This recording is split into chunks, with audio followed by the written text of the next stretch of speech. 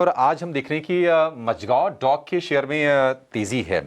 Defence related in fact जो भी आप शेयर देखेंगे थोड़ी थोड़ी बाइंग हो तो रही है। और मजगांव डॉक के नतीजे आए हैं सितंबर तिमाही के, और हर फ्रंट पर नंबर्स अच्छे दिखाई दे रहे हैं। आप देखेंगे रेवेन्यू करीब 6% ऊपर है। इसके अलावा प्रॉफिट में करीब 21% की ग्रोथ है। मार्जिन्स भी कंपनी ने अपने बढ़ाए हैं। तो जरा समझते हैं कि नतीजे को कंपनी कैसे देख रही है, आगे फ्यूचर को लेकर उनकी ग्रोथ आउटलुक क्या है, ऑर्डर वगैरह की स्थिति क्या है। हमारे साथ कंपनी का मैनेजमेंट जुड़ रहा है। कंपनी के डायरेक्टर फाइनेंस रुचिर अग्रवाल हमारे साथ हैं नतीजों पर बातचीत करने के लिए। रुचिर जी, पहले बहुत शुक्रिया आपका समय देने के लिए और बहुत बधाई, अच्छे नतीजे आपने पोस्ट किए हैं सर। रुचिर जी, पहले एक बार जरा ऑर्डर बुक के बारे में जरा बताइए। ऑर्डर बुक कैसी है और किस तरह की ग्रोथ रही है, अगर मैं पिछले अगर एक साल की बात करूं तो? देखिए, जो पिछले 2 क्वार्टर थे, मैं आखिरी क्वार्टर पिछले साल का और पहला क्वार्टर इस साल का, हमने अपने 2 कॉन्ट्रैक्ट्स में प्रोविजन बुक करे थे करीब 1000 करोड़ के, 1036 करोड़ के, जिसके अंदर हमें लग रहा था कि हमारे 2 कॉन्ट्रैक्टों में नुकसान होने की हमें संभावना है।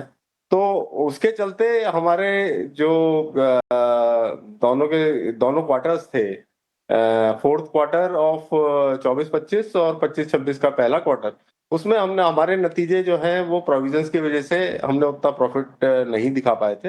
लेकिन क्योंकि इस क्वार्टर में कोई भी हम नया प्रोविजन एक्सपेक्ट नहीं कर रहे, तो हमारे नतीजे हमारे एक्सपेक्टेशन के हिसाब से आए हैं, और हम ये एक्सपेक्ट कर रहे हैं कि ये नतीजे और बेहतर होंगे अगले क्वार्टर में। ऑल राइट, रुचिर जी नमस्कार, मैं सृष्टि बात कर रही हूँ। जी हाँ, नतीजे बहुत शानदार आए, मार्केट्स की उम्मीद के से भी बहुत अच्छे आए, तो पहले कॉन्ग्रेचुलेशंस उसके लिए। पर आपसे एक बार ऑर्डर बुक पे आपकी राय लेना चाहेंगे, क्योंकि देखिए आपकी काफ़ी हेल्दी ऑर्डर बुक है, 27,000 करोड़ के भी ऊपर है।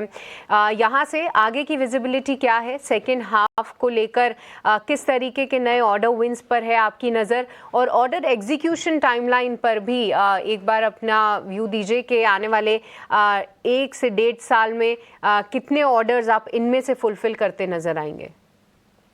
देखिए, जहां तक ऑर्डर बुक का सवाल है, हमारी ऑर्डर बुक करीब 27,400 करोड़ के आसपास आज की डेट में है। और जो हम एक्सपेक्ट कर रहे हैं कि हमारी ऑर्डर बुक 4 से 5 गुना बढ़नी चाहिए यदि हमें 75i का ऑर्डर मिलता है इसी साल में, जिसकी निगोशिएशन ऑलरेडी चल रही है, और हम ये एक्सपेक्ट कर रहे हैं कि वो ऑर्डर अगले 3 या 4 महीने में हमारे पास आना चाहिए। हाँ, ये जहां तक एग्जीक्यूशन की बात है, हमारे जो जितनी भी टाइमलाइन है हम मीट कर रहे हैं। हमने 2 बेहतरीन जहाज 17 अल्फा के नेवी को ट्रांसफर किए, हैंडओवर किए, जिसमें एक तो अभी हमने अगस्त महीने में किया है, और बाकी जो 2 जहाज हैं, जो एक उसमें से एक महेंद्रगिरी, हम कोशिश कर रहे हैं कि नवंबर एंड तक हम नेवी को हैंडओवर कर दें। और जो चौथा जहाज है, जिसका कि हमारा एक्सपेक्टेशन था कि हम अगस्त 26 तक करेंगे, वो भी कोशिश कर रहे हैं इस फाइनेंशियल ईयर में हम दे पाए। दूसरा जो बड़ा प्रोजेक्ट हमारे हाथ में है, वो ओएनजीसी का ऑफशोर प्रोजेक्ट है। और क्योंकि इस बार आप देखेंगे कि देश में मानसून थोड़ा ज्यादा लंबे तक चला है, तो हमारा उसके अंदर एग्जीक्यूशन थोड़ा स्लो चल रहा है। और अब जैसे जैसे मानसून खत्म होता जा रहा है, हम ये एक्सपेक्ट कर रहे हैं कि अगले क्वार्टर में हम उस कॉन्ट्रैक्ट का वीओपी भी अपनी रेवेन्यूज में बुक कर पाएंगे। तो आगे का क्वार्टर और आगे का साल काफी अच्छा। जी, रुचिर जी, आपने एक सबमरीन के लिए एक एमओयू साइन किया था, जरा उसके बारे में अपडेट दीजिए कि किस तरह का ऑर्डर है वो, किस तरह का करार है, और यूरोप में या फिर बाकी रेस्ट ऑफ द वर्ल्ड में किस तरह के क्लाइंट्स आपके हैं, और टोटल आपके रेवेन्यूज में विदेशों से कितनी आय आ रही है? अभी आज की डेट में हमारे पास केवल एक ही फॉरेन कॉन्ट्रैक्ट है, जो कि हम मल्टीपर्पज व्हीकल बना रहे हैं एक विदेशी के लिए। लेकिन ये जो हमने एमओयू साइन किया है नेवल ग्रुप के साथ, इसके साथ क्या होगा कि जो फ्रेंडली कंट्रीज हैं और जहां पे नेवल ग्रुप को ऑर्डर मिलता है, वो हमारी फैसिलिटी कंपनीज यूज कर सकती हैं फॉर कंस्ट्रक्शन, और हमारी मैन पावर उसमें यूज होगी, हमारी जो एक्सपर्टीज है वो यूज होगी। उसके अंदर भले ही टेक्नोलॉजी वो नेवल ग्रुप की रहेगी, जिसके अंदर हम उन फ्रेंडली कंट्रीज के लिए हम सबमरीन बना के यहाँ से दे पाएंगे। तो उससे नेवल ग्रुप को भी फायदा होगा, हमारा हमारा को भी ये फायदा होगा कि हम अपनी कैपेसिटीज पूरी यूज कर पाएंगे, और डिलीवरी भी हम टाइम पे दे पाएंगे। जी आपने एक एमओयू जो साइन किया था वो तमिलनाडु में ग्रीन शिपयार्ड के लिए भी किया गया था, उसको लेकर थोड़ी आप और जानकारी अगर दे पाएं कि किस तरीके का केपेक्स रिक्वायरमेंट उसमें रहेगा, क्या है प्लान्स वहाँ इस एमओयू को लेकर? देखिए, ऐसा है कि अभी जो भारत सरकार का पूरा फोकस है वो हमारे को आत्मनिर्भर बनाने के एक पूरा इकोसिस्टम भारत सरकार दे रही है, जिसके अंदर वो ये चाह रही है कि हमारी अपनी टनेज हो, हमारे खुद के जहाज हो, हमारे खुद के वेल एस्टेब्लिश पोर्ट हो, हमारी ब्रेकिंग फैसिलिटी हो।